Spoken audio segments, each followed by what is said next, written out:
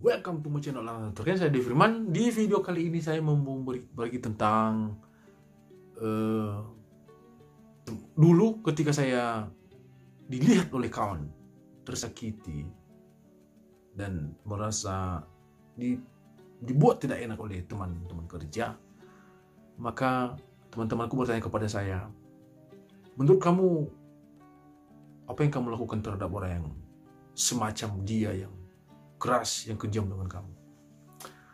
Nah, persoalan ini terjadi ketika tak sengaja juga sebenarnya sih, saya orang sebenarnya yang paling susah curhat dengan teman-teman.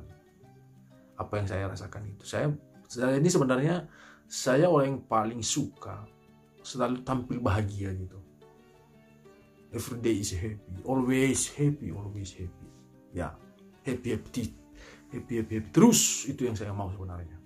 Meskipun ada di dalam hati yang sakit hati, perasaan tidak senang, perasaan tidak enak dan sebagainya, ya saya tidak mau sebenarnya ungkap gitu.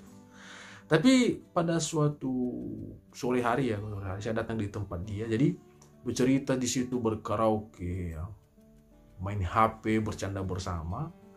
Sekitar 5 orang kami di tempat dia saat itu. Lalu dia katakan, dia ajak aku keluar, katanya merasa tidak enak aja ya, terlalu ramai di sini ya. Ayo kita ke mata depan apartemen dia gitu. Aku bilang ayo, karena kebetulan dia aja teman-teman yang ada di situ yang tinggal. Tiba-tiba tidak mau. Akhirnya kami jalan berdua saja, dia dan aku saat itu. Teman laki-laki juga sih. Nah, ketika di warung dia pesan kopi dan snack.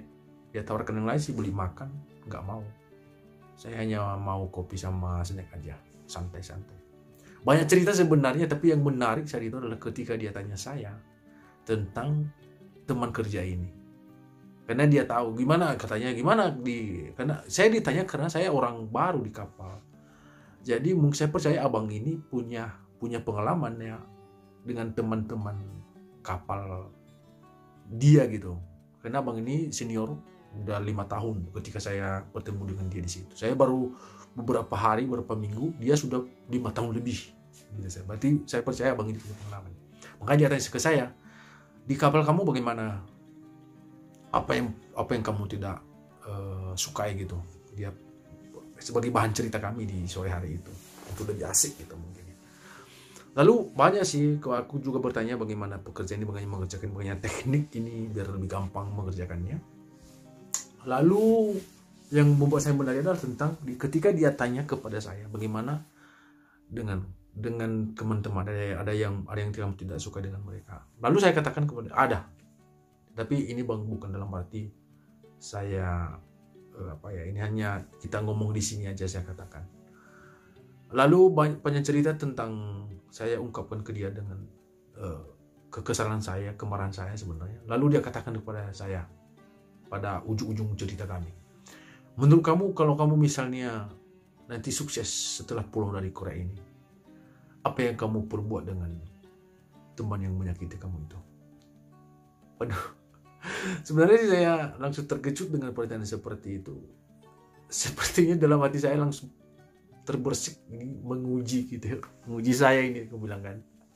Lah, akhirnya saya menjawab dengannya, kalau saya pribadi sih bang, nggak perlu saya membalas kejahatan atau rasa sakit yang diberikan orang kepada saya.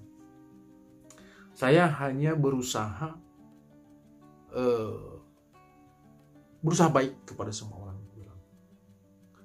Mau sukses maupun tidak sukses saya di Korea ini, kalau saya pulang nanti, saya tetap berusaha baik kepada mereka. Yang kata-kata yang mereka buat kepada saya itu, saya berusaha tidak mengingat. Dan kalau mengingat pun, kalau sekarang sih saya pasti ingat ya. Tapi saya kujadikan sebagai motivasi saya untuk menjadi lebih sukses. Saya berusaha, karena nanti saya pulang hanya malu-maluin ketika tidak sukses. Dan sepertinya apa yang dikatakan orang itu kepada saya, itu hanya membuktikan benar kata mereka. Nah, ketika sebaliknya yang terjadi, ketika saya pulang dan sukses bawa uang banyak-banyak, akhirnya mereka malu sendiri dengan apa yang orang lain katakan kepada, misalnya dia tidak bisa bekerja, dia malas dan lain sebagainya lah, yang membuat saya sakit hati. Saya tidak perlu membalas. Saya tidak perlu sombong dengan mereka. Jadi kata abang itu kepada saya, wah kamu luar biasa banget. Ya itulah saya bang, gue bilang. Itulah saya. Jadi buat teman-teman semua, siapapun yang menyakiti kita, dan dimanapun kita berada, maupun teman negara lain, teman-teman satu bangsa satu nusa gitu, apalagi teman-teman sesuku, semarga dan sebagainya, itu tidak perlu. Itu hanya merupakan pembelajaran saja bagi kita semua. Jadi itu adalah hanya merupakan sebuah jembatan untuk membawa kita ke jenjang yang lebih dewasa. Tidak perlu dibawa emosi dan marah. Ya, bahkan ketika pun kita memaafkan mereka, ketika pun kita sudah disakiti seperti itu, jadi kita tidak mungkin kita bisa menyakiti orang lain, karena kita rasa untuk disakiti, kita sudah tahu betul. Jadi orang-orang yang sudah pernah disakiti pasti tidak mau untuk menyakiti orang lain, karena sudah tahu begitu pedihnya, sakitnya, tidak enaknya, tidak senangnya ketika rasa kita sakit. Demikian teman-teman, mohon dukung terus channel ini, subscribe, like, dan komen. Thank you.